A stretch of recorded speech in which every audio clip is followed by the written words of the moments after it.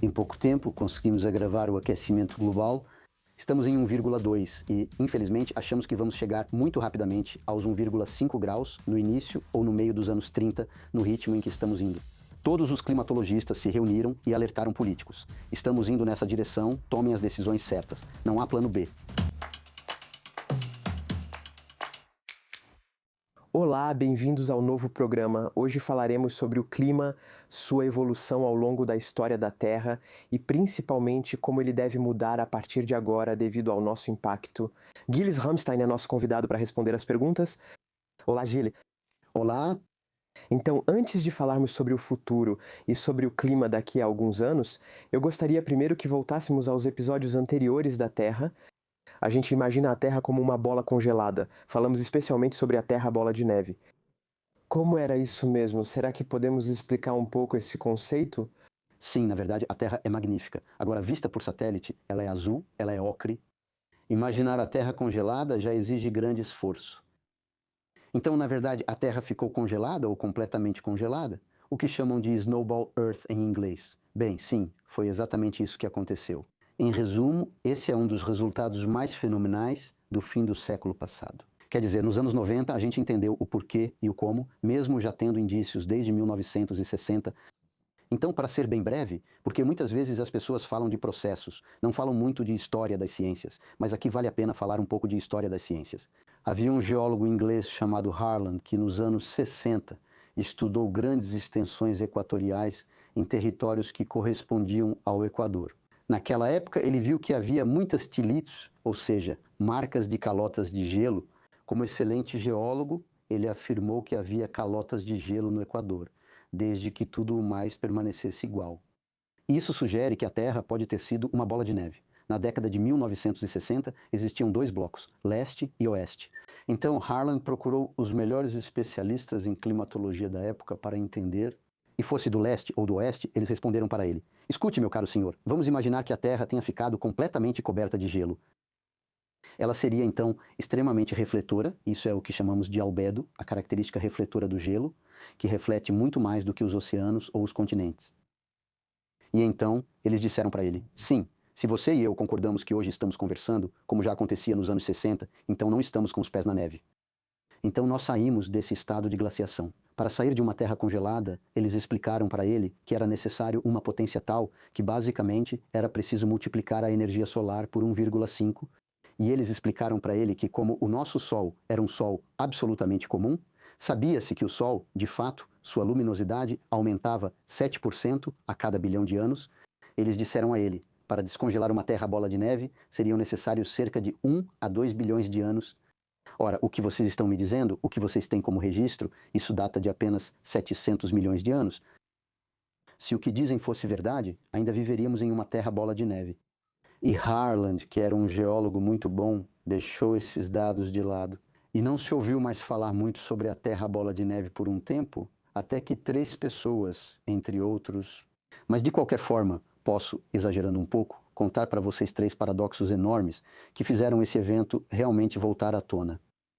Então, o primeiro foi que, estranhamente, se vocês quiserem, para um oceanógrafo da Terra primitiva, existe uma espécie de tótem, que é o que chamamos de ferro bandado. Nos oceanos primitivos, antes do oxigênio, o ferro se dissolvia de forma diferente e formava belas rochas chamadas de ferro bandado. E essas rochas desaparecem completamente, não temos mais, a partir de 1,8 bilhão de anos, não existem mais rochas de ferro bandado, porque a química do oceano mudou. Então é isso.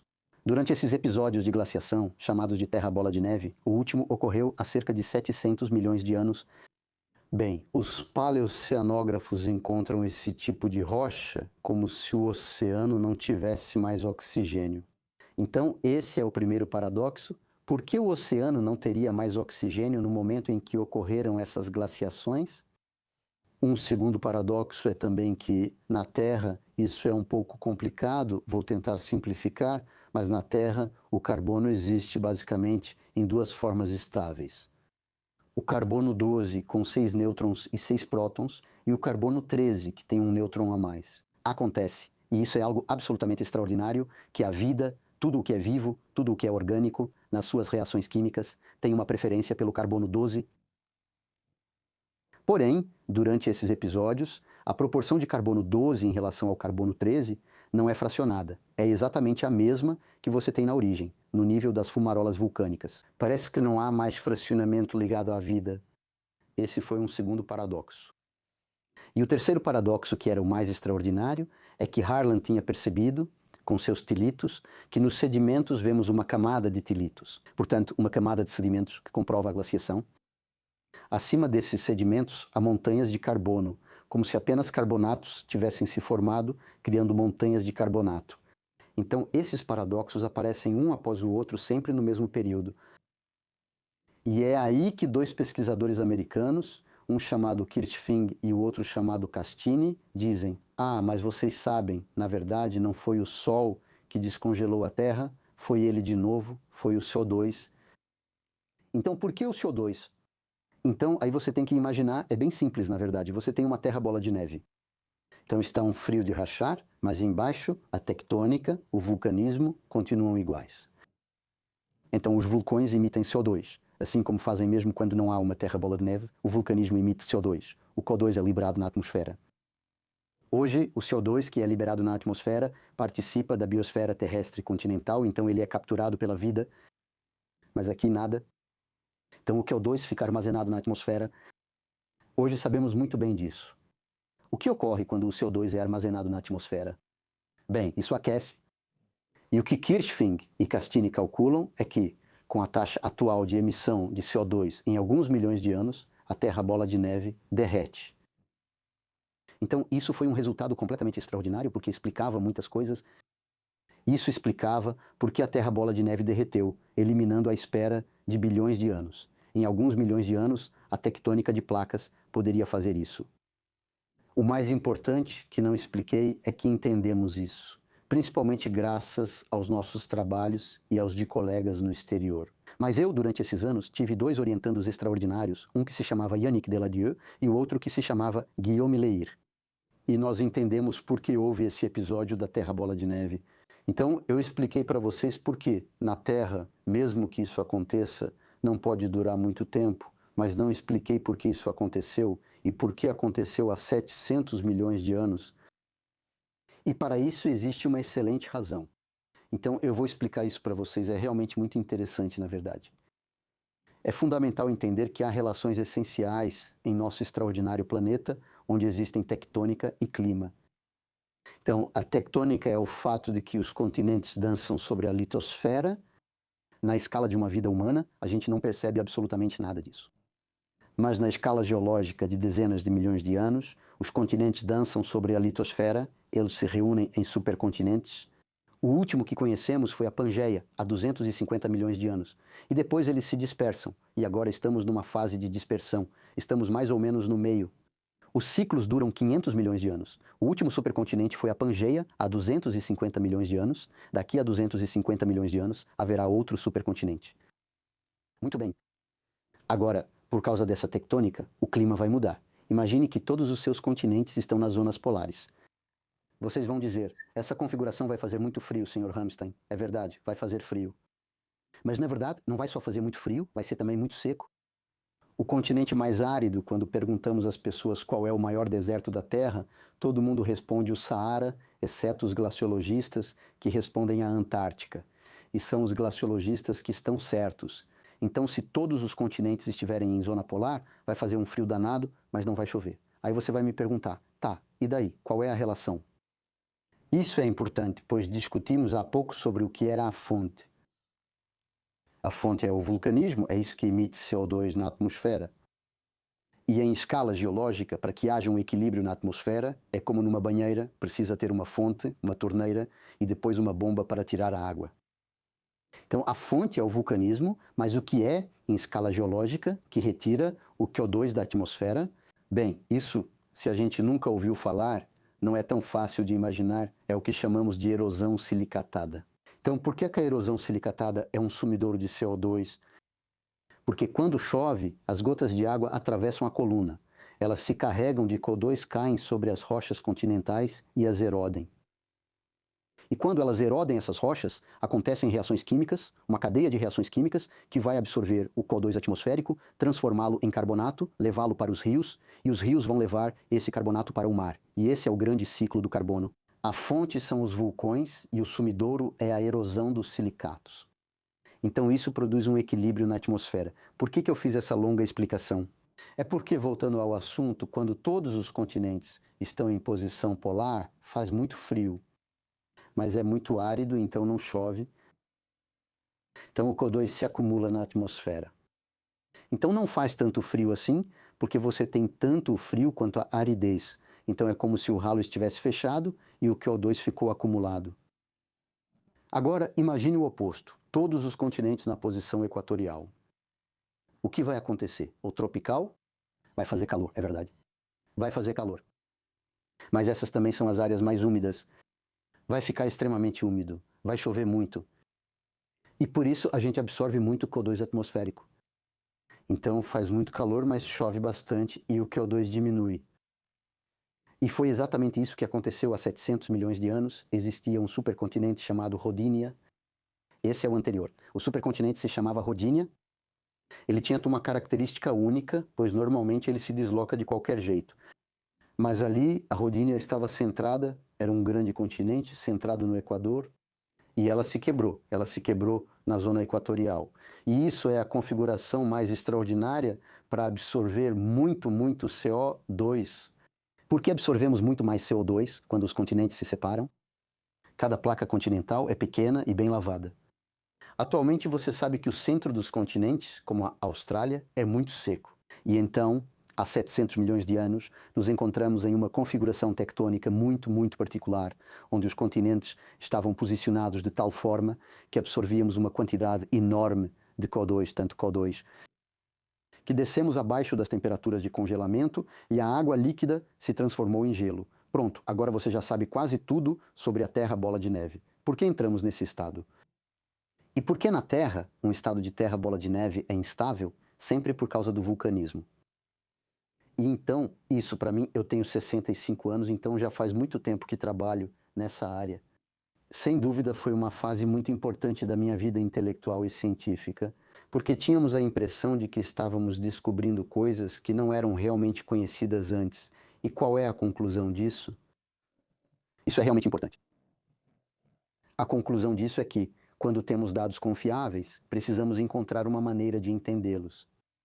Existem boas e más explicações. A explicação ruim era o Sol, mas era a melhor que se podia ter nos anos 60.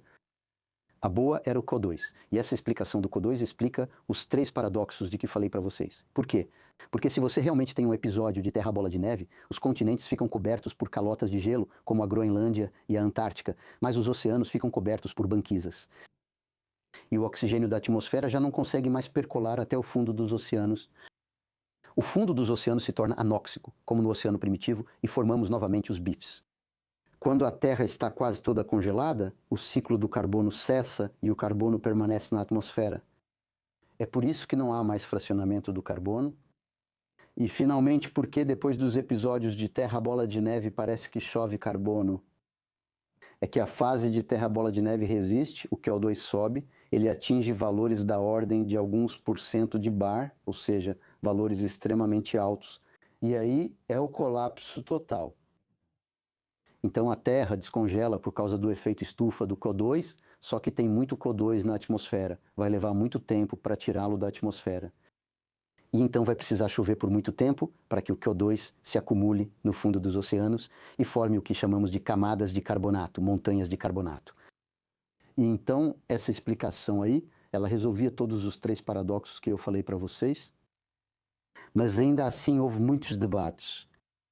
Eu precisaria de mais tempo, mas havia 2 comunidades, como os gauleses, realmente resistentes a essa explicação.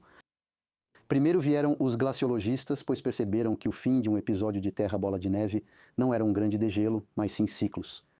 Conseguimos explicar isso com um dos meus 2 doutorandos. E depois havia outras pessoas que não estavam muito satisfeitas, eram os biólogos. Então isso é por razões que posso explicar e que são simples. Porque justamente estamos em um contexto hoje em que o CO2 aumenta muito rápido. E você sabe, assim como eu, que uma das consequências de ter muito CO2 na atmosfera é a acidificação dos oceanos.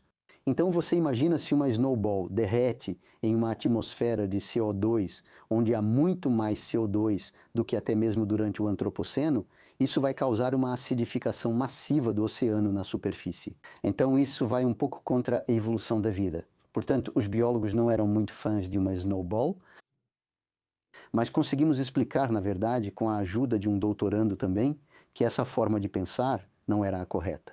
Que, na verdade, a Terra nunca esteve completamente coberta de gelo. Aliás, por um motivo simples, sempre há pontos quentes na Terra, então sempre existirão áreas sem gelo. Essas áreas provavelmente serviram de refúgio para a vida. Há muitos debates sobre a snowball. Mesmo assim, é um campo de pesquisa. Agora, sabemos que houve 2 episódios de snowball durante esse neoproterozoico que são muito assimétricos. É realmente sempre bastante empolgante, porque há muitas coisas que a gente entende e muitas coisas que a gente não entende. Mas, de qualquer forma, o que precisamos lembrar disso é que sim, a Terra é linda, ela é magnífica, ela é azul e verde, ela já foi branca. Mas, basicamente, em comparação com nossas vizinhas, Marte, que é muito fria, ou Vênus, que é extremamente quente, a Terra foi muito, muito bem regulada por esses gases de efeito estufa. E realmente houve alguns acidentes. Mas esses acidentes dos quais acabei de falar duraram algumas dezenas de milhões de anos. Então, isso parece enorme, mas em 4,6 bilhões de anos da Terra é realmente um acidente. Tudo bem. Mas então, se eu entendi direito, o CO2 tende a se autorregular, porque quanto mais quente fica, mais chove, então mais CO2 é capturado, e quanto mais frio faz, menos chuva e vapor d'água tem, e aí o CO2 tende a aumentar. Então, se eu entendi onde você quer chegar, é que a gente deveria ter, apesar de tudo, uma espécie de equilíbrio que deveria se manter ao longo do tempo. Exatamente, você entendeu perfeitamente. O único ponto que precisa ser bem compreendido em relação aos dias de hoje é que essa regulação entre tectônica, clima e dióxido de carbono é uma regulação que acontece ao longo de dezenas de milhões de anos. Ou seja, quando sabem que os continentes estão à deriva, as pessoas dizem é normal os climas mudarem. Porque tal continente, por exemplo, hoje, se você perfurar o Saara, vai encontrar vestígios de gelo de muito tempo atrás. Porque, de fato, esse continente esteve em posição polar há muito tempo atrás. Mas isso é uma regulação. Você está absolutamente certo. É uma regulação que atua em escalas de dezenas de milhões de anos. Porque, na verdade, não só a tectônica desloca, ou seja, a posição dos continentes em latitude, vai influenciar. Faz calor, faz frio, mas, na verdade, de uma maneira muito menos evidente. Na verdade, a posição dos continentes, por causa da erosão dos silicatos, é determinante para o sumidouro de CO2. Então, na verdade, em escalas exatamente como você disse, geológicas, é a posição dos continentes que, através do CO2, vai regular o clima da Terra. Se os continentes, as massas continentais, estiverem muito frias, vai haver menos chuva e, portanto, o CO2 vai aumentar. Se as massas continentais estiverem em baixa latitude e quentes, ocorrerá a captura de CO2. E é isso, na verdade, que faz, em escalas geológicas de milhões, dezenas de milhões de anos, com que haja uma evolução darwiniana da vida. Sem essas regulações de longo prazo, seria bem mais difícil. Não sei, hoje estou aqui com vocês. Sou só resultado de milhões de anos de evolução. Talvez houvesse outra coisa. Mas, de qualquer forma, o que é muito claro é que essa regulação, o fato de não irmos para o frio como Marte ou para o calor como Vênus, é muito favorável à vida. Isso, com certeza, é uma sorte. Como é que podemos medir com tanta precisão as temperaturas em escalas de tempo que são realmente tão colossais?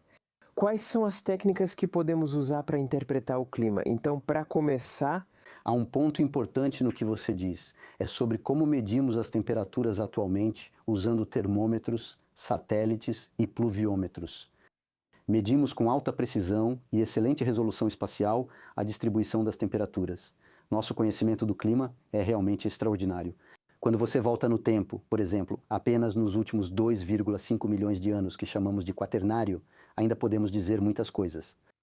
Quanto mais você volta no tempo, mais difícil fica. Há uma data que precisamos lembrar, que é a explosão cambriana. 540 milhões de anos é o momento em que finalmente vamos poder encontrar esqueletos. Então vamos poder ter acesso a material biológico. Antes disso, antes da explosão pré-cambriana, é muito mais difícil, pois já não temos mais seres vivos. Temos tudo que é físico-químico. Há pouco falei de forma caricata sobre o carbono, mas tanto para o oxigênio, o carbono e a maioria dos elementos da tabela de Mendeleev existem isótopos. Esse fracionamento, ou seja, a proporção de um elemento em seus diferentes isótopos, é importante. Por exemplo, o oxigênio é algo fundamental para nós. 8 nêutrons, 8 prótons, oxigênio 16. Também existe muito pouco, mas existe oxigênio 17 e há um pouco mais também de oxigênio 18. E acontece que esse fracionamento depende de muitas coisas, e no caso do oxigênio, depende muito da água, que é H2O. E graças ao fracionamento isotópico, por exemplo, independentemente da vida das rochas, podemos conseguir determinar temperaturas. Então, quanto mais a gente volta no tempo, eu te digo, mais difícil fica. Mas, por exemplo, para a Terra bola de neve, para aquilo que estávamos vendo antes, temos o que chamamos no jargão de proxies, ou seja, são tipos de mudanças que podemos relacionar a temperaturas, que muitas vezes estão ligadas a desequilíbrios isotópicos. Você vai perguntar como fazer isso e até onde voltar no tempo. Então, essa é uma pergunta muito interessante, porque, na verdade, existem limites. Cada componente tem limites. Por exemplo, o gelo é incrível, pois faz coisas que nenhuma perfuração continental ou marinha consegue. O gelo contém bolhas. Então, o gelo nos dá as bolhas, a composição atmosférica, só que o gelo na Groenlândia é mais ou menos o limite temporal. Uma perfuração representa cerca de 150 mil anos. Na Antártica, é mais ou menos, a gente espera que seja, são 800 mil anos, e esperamos que chegue a 1,5 milhão de anos. O horizonte temporal das calotas de gelo é só a camada mais superficial da história da Terra. Depois você pergunta, tudo bem, Sr. Hammerstein, e os oceanos? O tempo entre a formação e a subducção da crosta continental nos oceanos é de cerca de 250 milhões de anos. Então é mais ou menos, é um pouco menos, é mais ou menos o Jurássico. Além disso, é o horizonte dos fundos marinhos. Bom, vocês têm algumas coisas específicas, mas para ir bem rápido, tudo o que vocês têm além disso são os crátons, ou seja, as massas continentais, que, como eu disse, se dispersam e se reagrupam. E vocês têm apenas alguns crátons que permitem voltar muito longe no tempo. Tem um pouco na Austrália, um pouco na Groenlândia, enfim. Então, obviamente, quanto mais você volta no tempo, menos marcadores você tem. Mas as mudanças climáticas de certos acidentes são tão monstruosas que, na verdade, mesmo sendo muito míope, você consegue perceber. Coisas assim, já vivemos grandes mudanças climáticas que são comparáveis ao que estamos vivendo hoje? Eu faço essa pergunta porque, na verdade, na cabeça de muitas pessoas, as mudanças climáticas que temos hoje não são tão preocupantes, já que já houve mudanças bruscas na história. Existem casos semelhantes que aconteceram na história da Terra que se parecem um pouco com o que estamos vivendo hoje? Isso também é uma ótima pergunta. As analogias tranquilizam as pessoas. É verdade que é reconfortante pensar, bom, isso já aconteceu antes e conseguimos superar. Então, há muitas coisas que são bastante tóxicas nessa pergunta. Vou tentar explicá-las. Tivemos um ex-presidente da República que disse, bom, os climas sempre mudaram. Ele estava certo. Eu trabalho com isso. Os climas na Terra sempre mudaram. O aspecto tóxico nesse contexto era fazer acreditar que isso já aconteceu antes. Não é um problema, sendo que, na verdade, não há nada parecido com o que estamos vivendo, por razões bem simples. Nunca houve 8 bilhões de pessoas, por isso o que vivemos é inédito. Então, ponto final. Depois dizer para você, tudo bem, Sr. Einstein, não houve 8 bilhões de seres humanos, mas já houve eventos que levaram a um grande aumento de CO2.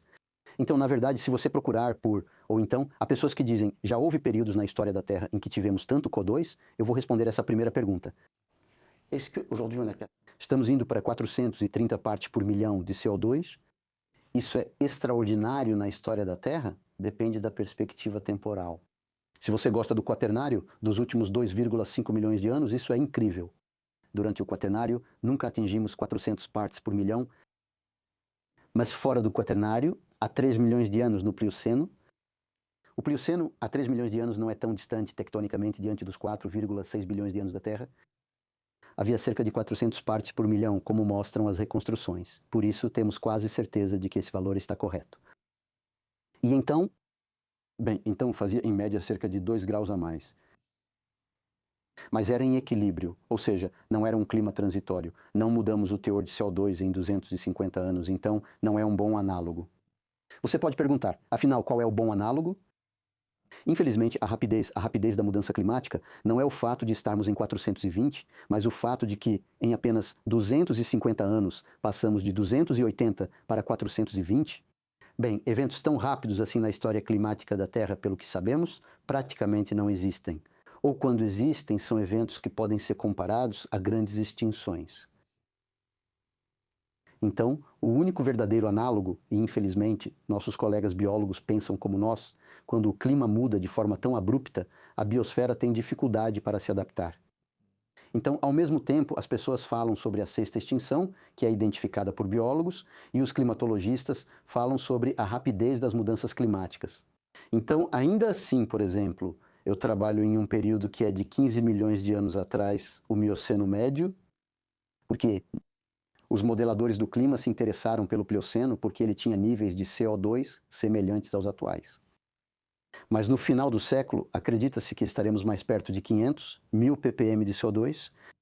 Então, se você olhar apenas esse parâmetro, o período mais recente em que tínhamos esse nível de dióxido de carbono na atmosfera foi há 15 milhões de anos. Há 15 milhões de anos é bem mais distante que 3 milhões de anos. E daí, então estava cerca de 6 graus mais quente. Não havia calota de gelo na Groenlândia. Só havia uma calota antártica menor. Isso nos faz refletir sobre o que pode ocorrer se deixarmos de estar em um estado transitório e permanecermos tempo suficiente em 500 ppm. Bem, a Groenlândia não foi feita para existir em um mundo com 500 ppm hoje em dia. Aliás, isso me faz refletir sobre algo essencial para avançarmos rumo a climas mais próximos e futuros. É que o que estamos dizendo aqui sobre o fato de que a Groenlândia não é viável a longo prazo em uma atmosfera de 500 ppm, posso explicar como sabemos disso e como surgiram a Groenlândia e a Antártida. Ela não é da época de Matusalém, e sim de períodos específicos. Com a rapidez das mudanças climáticas, ameaçamos a existência das calotas de gelo. A Groenlândia está derretendo, mas como é uma grande massa de gelo com muita inércia, não vai derreter rapidamente. Mas graças a vários instrumentos que são fruto da inteligência humana, podemos medir não só quanto a Groenlândia perde de água, mas também quanto ela contribui para a elevação do nível do mar. E a Groenlândia, por exemplo, se toda a Groenlândia derretesse, isso corresponderia a um aumento do nível do mar de 7 metros, ok? Ao longo de milhares de anos, caso mantenhamos altos níveis de CO2, Agora vou mudar de assunto. Hoje usamos muitas ferramentas para modelar o clima. A gente consegue modelar o clima atual com confiabilidade? Como podemos fazer isso? Sim? vivemos um período em que a inteligência extraordinária do ser humano permite medições extremamente refinadas do clima e do tempo graças aos satélites. E também temos enormes máquinas e enormes softwares que nos permitem criar o que chamamos de modelos climáticos. Para calcular o clima é necessário saber calcular, pois envolve mecânica dos fluidos. Existem dois fluidos que são caloportadores, ou seja, que vão permitir que a energia extra que chega ao Equador seja redistribuída para as altas latitudes. É a atmosfera, que é muito rápida, isso é meteorologia, e o oceano, que é muito mais lento. O acoplamento do oceano e da atmosfera, junto com várias outras características como a química atmosférica e a biosfera, permite calcular o clima. Então, hoje em dia, calculamos com muita precisão o que está acontecendo, mas você poderia me dizer que isso não prova nada, já que, de qualquer forma, hoje o clima está mudando. A questão não é provar que estamos certos, mas prever mudanças climáticas. Não há como comprovar previsões corretas. Isso é impossível. Por outro lado, você pode pensar, vou usar exatamente os mesmos modelos que uso para o século XXI no passado. Aí eu tenho dados, sei de que ordem foram as mudanças climáticas, onde elas ocorreram, e vou me perguntar se os modelos que uso para projeções são pelo menos capazes de calcular mudanças climáticas passadas. Então isso é realmente o trabalho da minha vida, mas também de muitos outros colegas, e nós fizemos o que chamamos de PMIP, ou seja, comparações de modelos. Existem dois modelos franceses, o Meteo-France e o IPSL, além de modelos ingleses e alemães. Todos se reuniram em uma mesa, demos um conjunto de condições de contorno para que todos fizessem o mesmo e vimos se conseguiríamos. Sim, conseguimos reproduzir, mas nem tudo. Há muito que não sabemos reproduzir. Mas a evolução dos climas em escalas de tempo relativamente longas e para períodos relativamente precisos. Sim, somos capazes de mostrar que nossos modelos conseguem reproduzir mudanças climáticas do passado. Não com a precisão ideal, faltam alguns processos, mas em geral, sim, fazemos isso. Isso é interessante, principalmente porque a mudança climática é muito rápida. A questão é, somos capazes de reproduzir, já que estamos vivendo a mudança climática? Somos capazes de reproduzir, de entender e de reproduzir?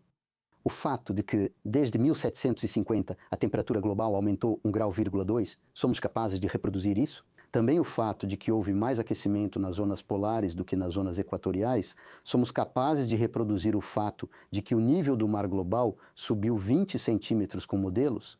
Já que a mudança está em andamento, podemos mostrar isso? Sim, a gente é capaz de mostrar isso. A gente é capaz de mostrar muito mais do que isso. A gente é capaz de mostrar que não existe um plano B. Ou seja, não existe nenhum outro cenário além das mudanças antrópicas, ou seja, o fato de que o ser humano, pelo seu desenvolvimento, passou a se tornar.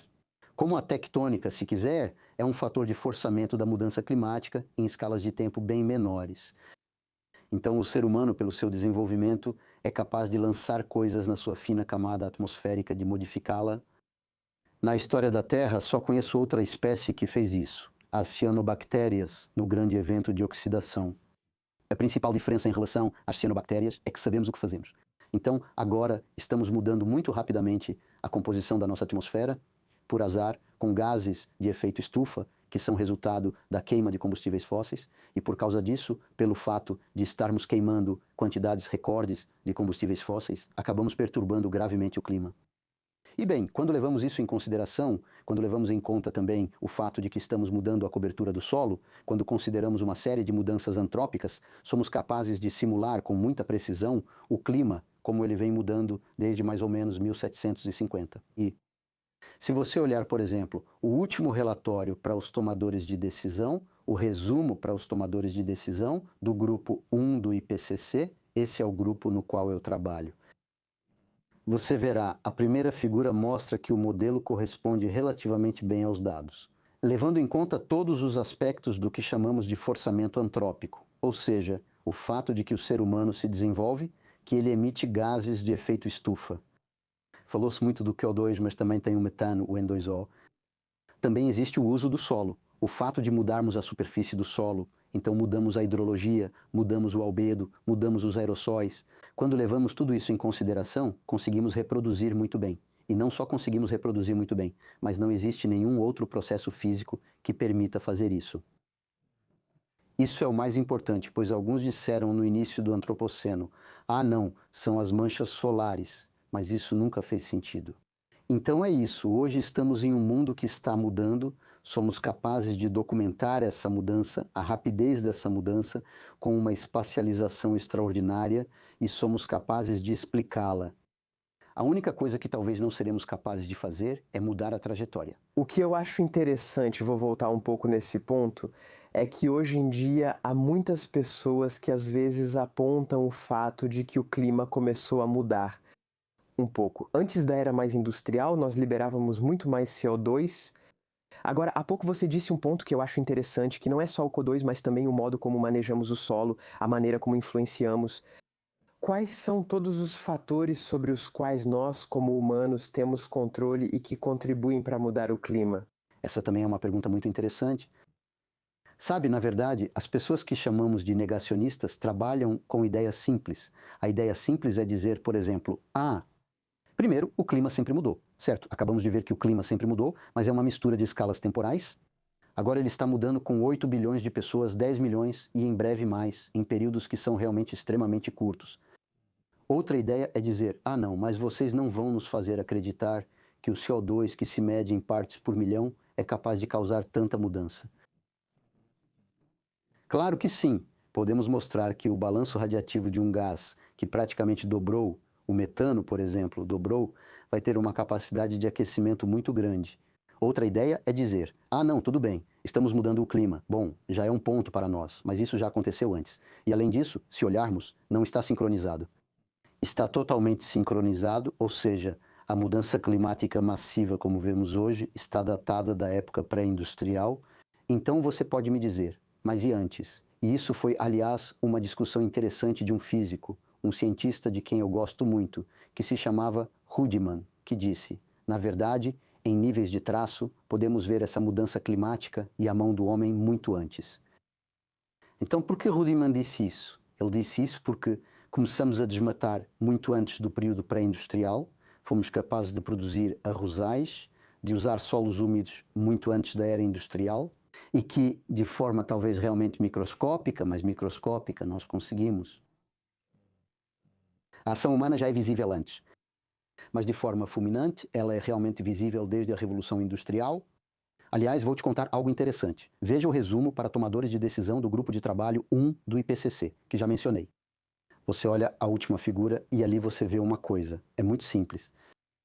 É uma figura onde você tem no eixo X, ou seja, embaixo, a acumulação de gases de efeito estufa e em cima você tem o aumento da temperatura.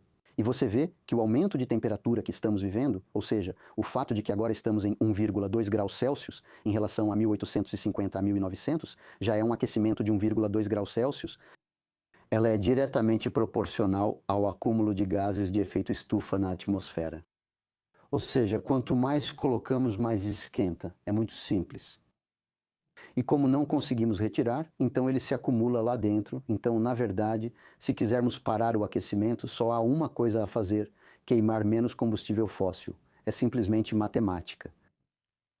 Outra coisa que os céticos do clima dizem é: sim, vocês falam isso, mas houve o ótimo climático medieval quando fez mais calor e a pequena idade do gelo quando fez mais frio. Isso é totalmente verdade.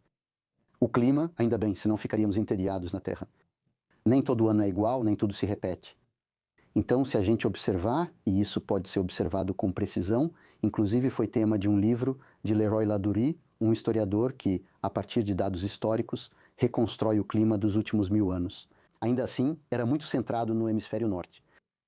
Desde então, foram feitas reconstruções planetárias e, de fato, nos últimos 1000, 2000 anos, houve variações. Essas variações globais são de 0,1, 0,2, 0,3 graus, muito pequenas comparadas ao que produzimos atualmente. E mais uma vez, as pessoas que são negacionistas, que querem fazer acreditar que tudo o que estamos vivendo é completamente normal, eles esquecem de dizer que isso é 10 vezes menos importante ao longo de várias centenas de anos. Porque o ótimo climático medieval durou bastante tempo e a pequena idade do gelo também. Nós, em muito pouco tempo, já fomos capazes de superar de longe esse aquecimento. E já estamos em 1,2. E, infelizmente, vocês devem ter ouvido falar. Mas acredita-se que vamos chegar muito rapidamente aos 1,5 graus no início ou no meio dos anos 30, no ritmo em que estamos indo. Então, de acordo com os modelos que temos e a maneira como fazemos ou não a sociedade evoluir, o que dizem as previsões para os próximos anos em termos estritamente climáticos?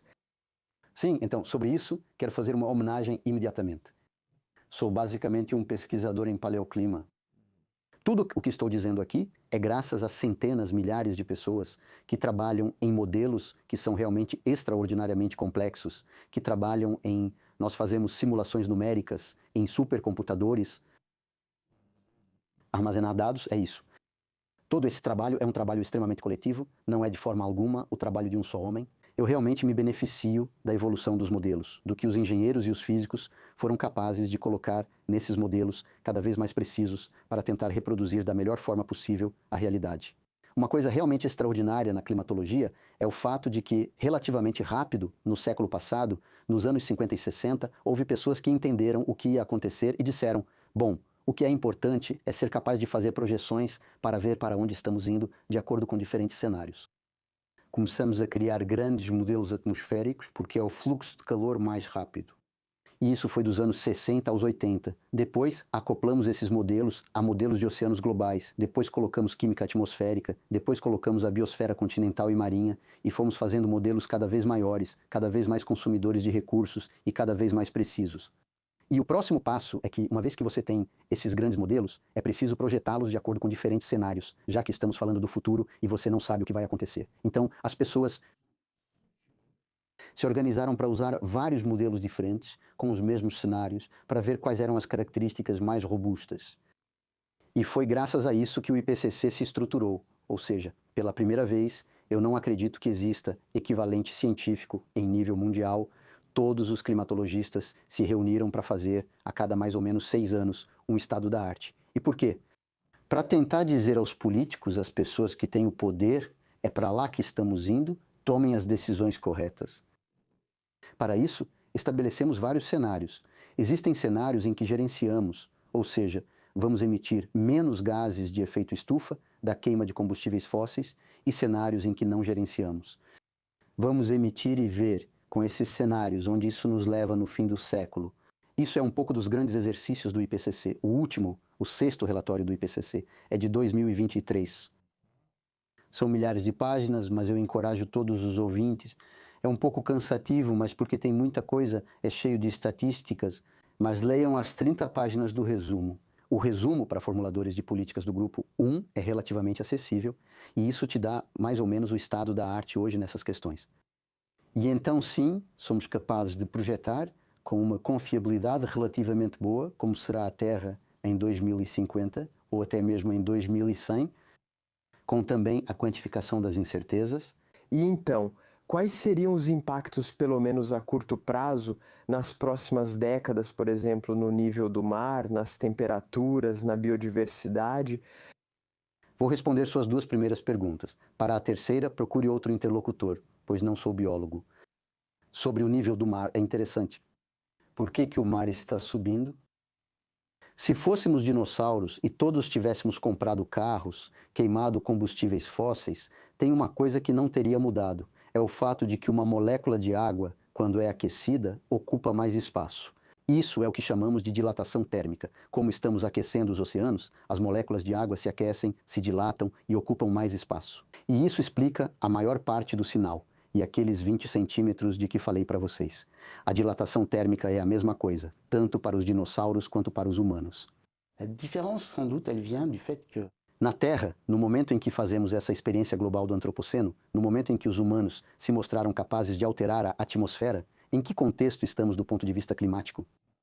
Estamos em um contexto onde há calotas de gelo, é um período mais frio da história da Terra, temos 2 calotas de gelo, a Groenlândia e a Antártica. E é nesse contexto que fazemos essas experiências. E por azar, por causa da amplificação polar, quando você diz que a temperatura global na Terra vai subir, por exemplo, em alguns anos, em algumas dezenas de anos, 2 graus. No geral, isso não reflete o fato de que no Equador será mais ou menos 0,5, mas no Polo será mais ou menos 8 ou 10. Isso é o que chamamos de amplificação polar.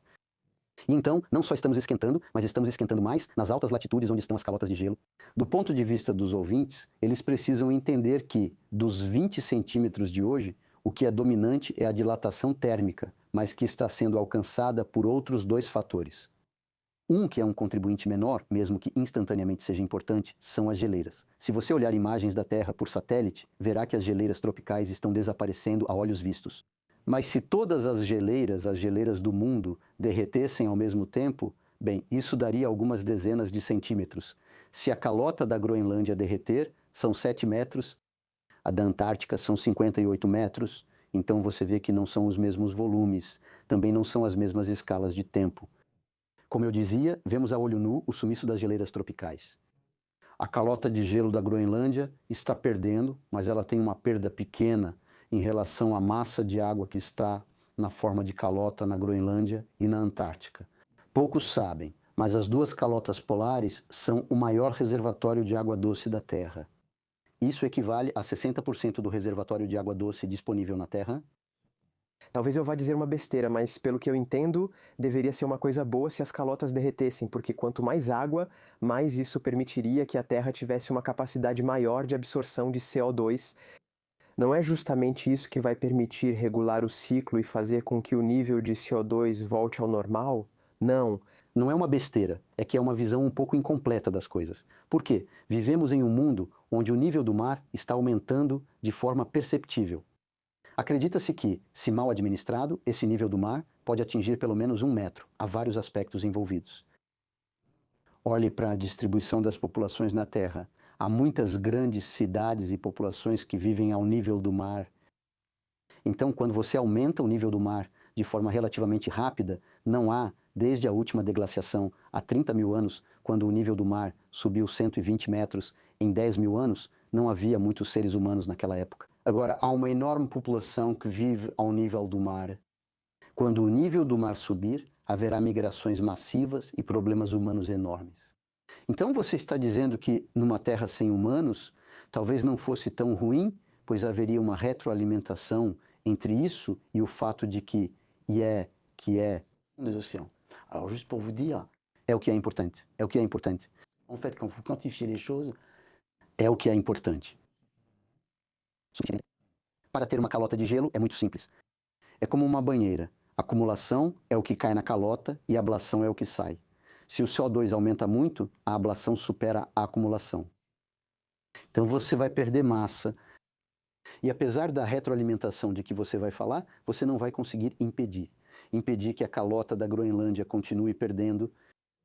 E então, na verdade, o que começamos agora com o antropoceno, a gente poderia pensar, bom, afinal de contas, os homens são loucos, eles vão queimar todos os combustíveis fósseis. Mas como existe uma quantidade finita de combustíveis fósseis, vamos dizer que, no máximo em 500 anos, eles terão esgotado o petróleo, o gás e o carvão. Isso é totalmente verdade. Mas o efeito não vai durar apenas algumas centenas de anos, porque uma vez que você inicia o processo de derretimento das calotas de gelo, isso é algo que vai continuar por milhares de anos. Estamos em outro nível. Existe uma inércia? Existe uma inércia nas calotas de gelo, o que felizmente nos favorece. É outra coisa, em outro nível. Dizer que na rapidez da mudança, o tempo que isso leva para penetrar no gelo e fazê-lo derreter, isso vai levar, felizmente para nós, centenas, milhares de anos. Apesar de você adicionar água doce, isso traz muitos outros problemas sobre os quais eu poderia falar. Dinâmica oceânica, porque isso também tem impactos na dinâmica oceânica. O fato de derreter as calotas de gelo, porque isso adiciona água doce em regiões bastante sensíveis. Mas independentemente disso, né, o fenômeno de retroalimentação do qual você falou, mais absorção, mais superfície oceânica, isso não vai impedir as calotas de gelo de derreterem. Você mencionou as temperaturas, enquanto eu falei do aumento do nível do mar, mas realmente a questão das temperaturas é uma grande questão. Ou seja, graças ao modelo, podemos saber não só, dependendo dos cenários, de quanto a temperatura vai aumentar até o final do século, isso é uma coisa. Outra é como esse aumento vai se distribuir. Não são só as temperaturas, há também as precipitações. Por exemplo, todos os modelos convergem para dizer que a bacia do Mediterrâneo vai se aquecer muito, mas também vai ficar muito mais árida e de forma bastante rápida. Então, se você quiser, na verdade, pessoas como eu, mas principalmente as pessoas que trabalham com os climas do futuro, na verdade, elas colocam o foco no risco, na verdade. Aqueles que têm grande probabilidade de acontecer. E a partir daí, é preciso tomar decisões para impedir isso. Na minha opinião, essa é principalmente a questão. Como fazemos e por que não conseguimos, mesmo sabendo disso há 30 anos, realmente mudar as coisas. Tudo isso que estou contando aqui prova que, na verdade, os gases de efeito estufa nos protegeram. Eles nos protegeram e, por muito tempo, o clima foi regulado graças ao CO2.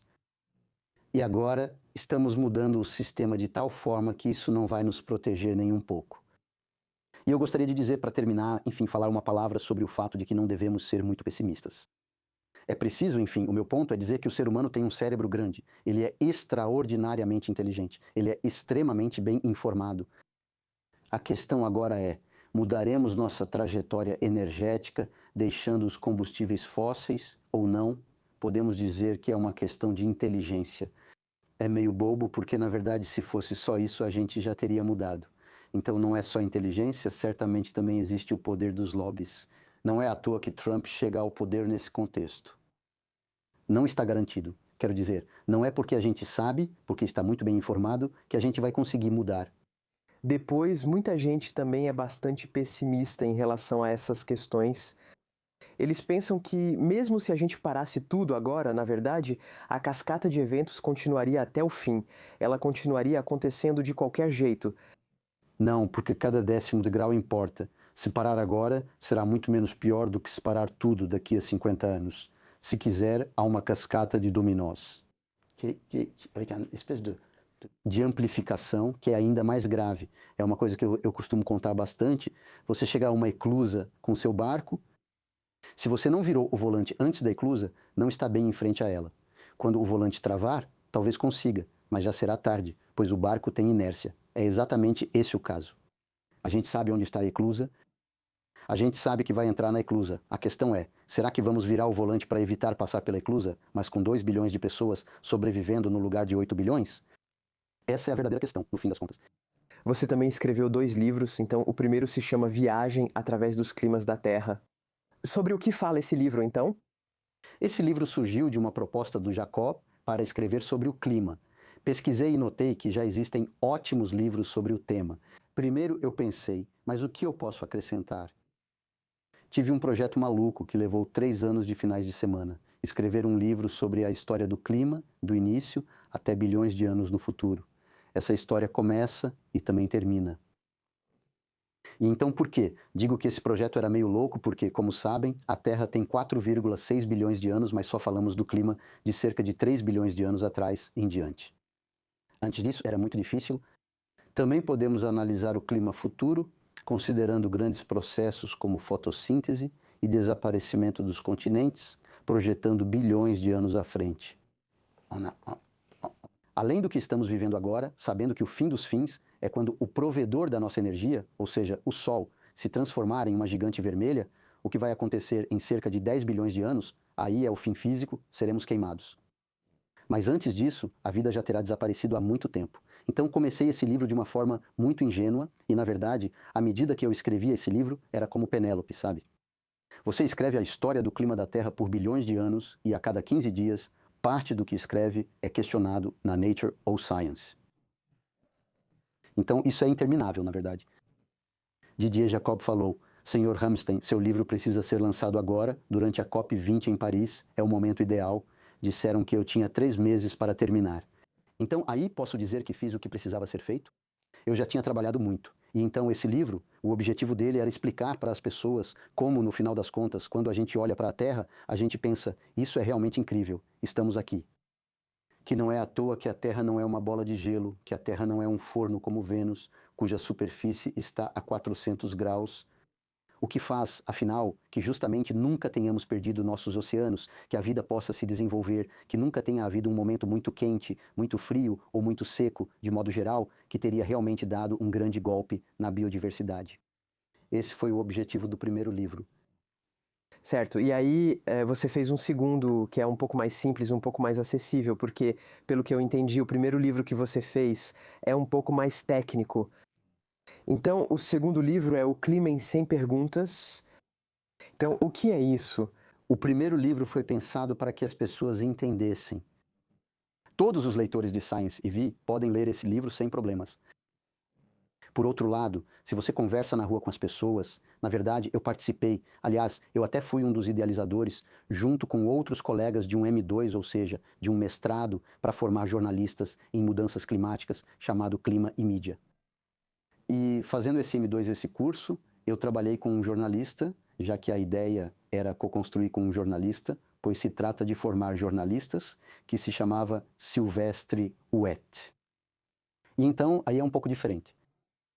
Talendier procurou José, mais conhecido que eu, para o livro. Jean disse, tenho muitas coisas para fazer, procure o Gilles. E eu disse, eu topo, porque eu estava muito interessado que as pessoas no HER são 100 perguntas sobre o clima, então são 100 perguntas, das quais 50% são realmente científicas e 50% é mais a parte do Silvestre, que trata mais das mudanças climáticas atuais na sociedade.